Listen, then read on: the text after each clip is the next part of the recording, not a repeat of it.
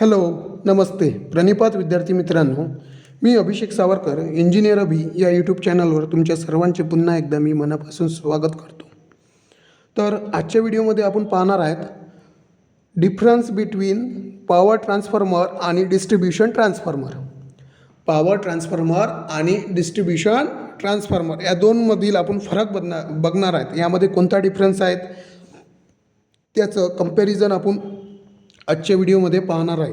तर तुम्हाला सांगू इच्छितो, पॉवर ट्रान्सफॉर्मर आणि डिस्ट्रीब्यूशन ट्रान्सफॉर्मर हे पॉवर ट्रान्सफॉर्मर जे आहेत त्या हाय व्होल्टेज लाईनसाठी वापरले जातात, तर डिस्ट्रीब्यूशन ट्रान्सफॉर्मर आहेत हे डिस्ट्रीब्यूशन पॉईंटकडे वापरले जातात. जसे 11 kVची लाईन आहेत किंवा 33/11 kVची लाईन आहे, तर त्या ठिकाणी डिस्ट्रीब्यूशन ट्रान्सफॉर्मर वापरले जातात. आणि याचा जो डिस्ट्रीब्यूशन ट्रान्सफॉर्मरचा जो सप्लाय राहतो डायरेक्ट कन्झ्युमरशी निगडीत असतो. तसंच पॉवर ट्रान्सफॉर्मरचा जो सप्लाय राहतो हा डायरेक्ट कन्झ्युमरशी कनेक्टेड नसतो किंवा निगडीत नसतो. कन्झ्युमर म्हणजे तुम्ही वीज ग्राहक असा आहेच, प्रत्येकजण वीज ग्राहक असतात. तर हा तुमचा संपर्क पॉवर ट्रान्सफॉर्मरसोबत फार कमी येतो, तर डिस्ट्रीब्यूशन ट्रान्सफॉर्मरसोबत फार जास्त येतो. आपल्याला यामधीलच काही पॉईंट कवर करायचे आहेत. मोजणीचे 11 ते 12 पॉईंट आहेत, ते आपल्याला आज कवर करायचे आहेत. डिफरन्स आहे यात आणि हे खूप महत्त्वाचे आहेत आणि इझी लँग्वेज आहे यामध्ये, ते समजून घ्या. तर बघा, the rating is greater than 500 kilovolt ampere. Such a transformer called as a power transformer. ज्या ट्रान्सफॉर्मरची रेटिंग 500 किलोवोल्ट ॲम्पियरपेक्षा जास्त असते अशा ट्रान्सफॉर्मरला पॉवर ट्रान्सफॉर्मर असे म्हणतात. ज्या ट्रान्सफॉर्मरची रेटिंग 500 किलोवोल्ट ॲम्पियरपेक्षा जास्त असते अशा ट्रान्सफॉर्मरला पॉवर ट्रान्सफॉर्मर म्हणतात. तसंच डिस्ट्रीब्यूशन ट्रान्सफॉर्मरचं बघा, डिस्ट्रीब्यूशन ट्रान्सफॉर्मरचं काय येणार, याच्या अपोजिट येणार बरोबर. तर बघा, the rating is less than 500 kilovolt ampere. Such a transformer called as a distribution transformer. ज्या ट्रान्सफॉर्मरची रेटिंग ही 500 किलोवोल्ट ॲम्पियरपेक्षा कमी असते अशा ट्रान्सफॉर्मरला डिस्ट्रीब्यूशन ट्रान्सफॉर्मर म्हणतात. त्यानंतर बघा, power transformer is either delta delta और star star connected. Power transformer हे एक तर डेल्टा डेल्टा किंवा स्टार स्टार या दोनपैकी एकमध्ये कनेक्टेड केलेले असते. तर डिस्ट्रीब्यूशन बघा,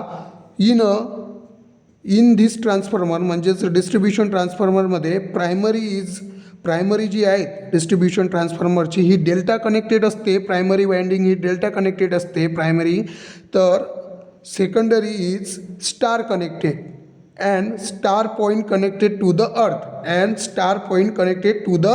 अर्थ. बघा, यांचं म्हणणं काय आहे, डिस्ट्रीब्यूशनमध्ये प्रायमरी जी आहे ती डेल्टा कनेक्टेड असते, तर सेकंडरी जी आहे ती स्टार कनेक्टेड असते. आणि जी सेकंडरी आहे ती ती जी आहेत ते स्टार कनेक्टेड असतात टू द अर्थ, म्हणजे ग्राउंड म्हणतो आपण त्याला, ती ग्राउंडिंग केलेली असतात. त्यानंतर बघा, पॉईंट नंबर 3, धिस म्हणजे power transformer is use according to load demand. Power transformer हा कसा वापरतो, जर लोडची किती डिमांड आहे त्या डिमांडवरून पॉवर ट्रान्सफॉर्मर यूज केला जातो, according to load of demand. इकडे बघा, distribution transformer primary winding is always connected to supply. Primary winding distribution ट्रान्सफॉर्मरची प्रायमरी वाइंडिंग जी कनेक्टेड असतात ते इनपुट सप्लायला असतात कनेक्टेड प्रायमरी वाइंडिंग. तर इकडे बघा, चौथा point, consumers are not directly connected to power transformer. मी पहिलेच सांगितलं की जे वीज ग्राहक आहेत ते डायरेक्टली पॉवर ट्रान्सफॉर्मरशी कनेक्टेड नसतात, म्हणजेच त्यांच्या घरी जी वीज येते ती डायरेक्ट पॉवर ट्रान्सफॉर्मरमधून येत नाहीत. हे बघा, डिस्ट्रीब्यूशनसाठी बघा, consumers are directly connected to distribution transformer, म्हणजे जे वीज ग्राहक आहे त्यांच्या घरी जी वीज येते ती डायरेक्ट डिस्ट्रीब्यूशन ट्रान्सफॉर्मरकडून तुमच्या घरापर्यंत पोचवली जातात. तर त्यानंतरचा पॉईंट बघा, 5वा point, this transformer is design for power frequency. Power efficiency, हे जे पॉवर ट्रान्सफॉर्मर आहे हे कशासाठी डिझाईन केलं आहे, कशासाठी तयार केलं आहे, तर हे पॉवर इफिशियन्सी चांगली आणि जास्त मिळवण्यासाठी डिझाईन केलेलं आहे. तर डिस्ट्रीब्युशन ट्रान्सफॉर्मर बघा, डिस्ट्रीब्युशन ट्रान्सफॉर्मर हे डिझाईन केलं आहे फॉर ऑल डे इफिशियन्सी, पूर्ण दिवसासाठी इफिशियन्सी मिळवण्यासाठी डिस्ट्रीब्युशन ट्रान्सफॉर्मर तयार केलेला आहे. तर त्यानंतर बघा 6 पॉईंट बघा, all day efficiency of a power transformer is more. पूर्ण दिवसाची सर्व दिवसाची efficiency of a power transformer ही कशी असते, जास्त असते.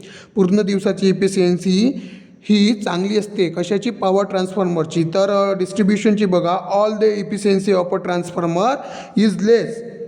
डिस्ट्रीब्युशन ट्रान्सफॉर्मरची जी इफिशियन्सी राहते पूर्ण दिवसाची ती कशी राहते, कमी राहते. ती कमी राहते, लेस राहते as compare to power transformer. तसंच 7वा पॉईंट बघा, copper losses are kept minimum while designing. Copper losses कसे जातात, जेव्हा हा पॉवर ट्रान्सफॉर्मर डिझाईन केला जातो किंवा तयार केला जातो, ते कॉपर लॉसेस प्रयत्न काय करतात, ते डिझाईन करणारे इंजिनियर वगैरे जे त्याला मॅन्युफॅक्चरिंग करतात ते काय विचार करतात की कॉपर लॉसेस जे आहेत ते कमी कसे ठेवायचे, कमीत कमी कसे ठेवायचे, हा विचार पॉवर ट्रान्सफॉर्मरमध्ये केला जातो. तर इकडे बघा, डिस्ट्रीब्युशन ट्रान्सफॉर्मरमध्ये iron losses kept to minimum while designing. म्हणजे जेव्हा डिस्ट्रीब्युशन ट्रान्सफॉर्मर तयार करतो तेव्हा ह्या बाबीचा विचार केला जातो की आयरन लॉसेस आपण कमी कशी ठेवू शकतो, या गोष्टीचा विचार केला जातो जेव्हा डिस्ट्रीब्युशन ट्रान्सफॉर्मर मॅन्युफॅक्चर करतात किंवा तयार करतात तेव्हा. त्यानंतर बघा 8वा point, voltage regulation is poor. Voltage regulation हे पॉवर ट्रान्सफॉर्मरचं हे कसं असते, पुअर असते, कमी असते. तर इकडे व्होल्टेज रेग्युलेशन हे डिस्ट्रीब्युशन ट्रान्सफॉर्मरचं हे बेटर असते. बेटर म्हणजे चांगलं असते.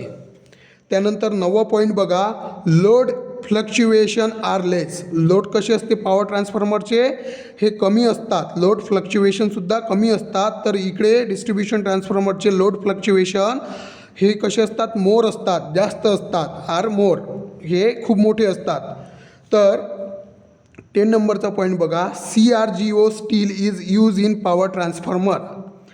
CRGO हे स्टीलचं एक प्रकार आहे, त्याचं नाव मला तुम्ही कमेंटमध्ये सांगा.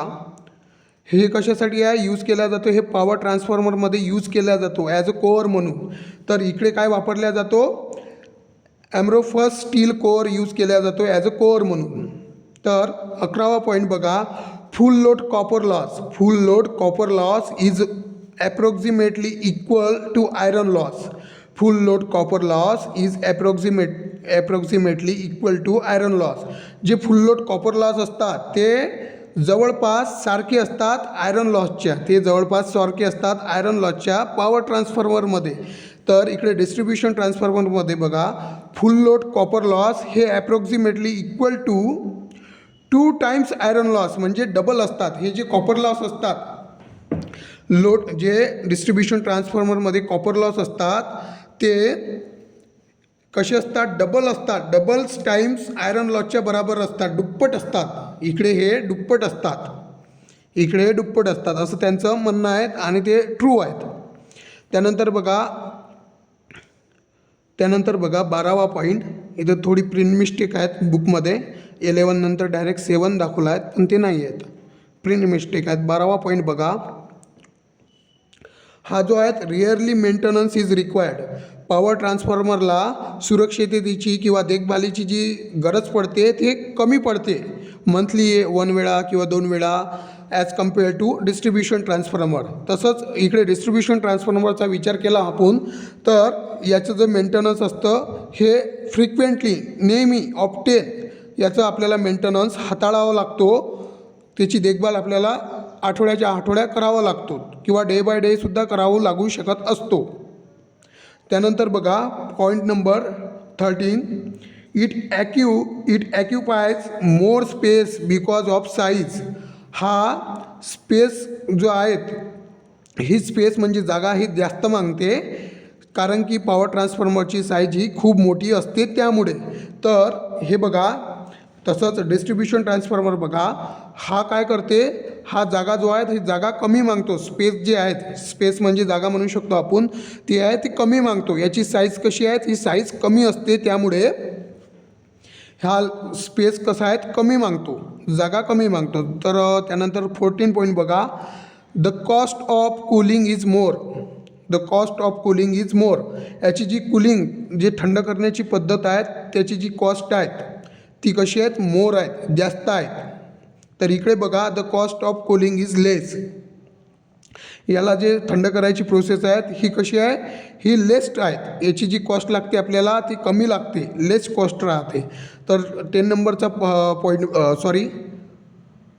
15 नंबरचा पॉईंट बघा, ओव्हरऑल कॉस्ट इज हाय. म्हणजे पूर्ण जर टोटल खर्च बघितला आपण पॉवर ट्रान्सफॉर्मरचा, हा खूप मोठा आहे, खूप मोठा आहे as compare to distribution transformer.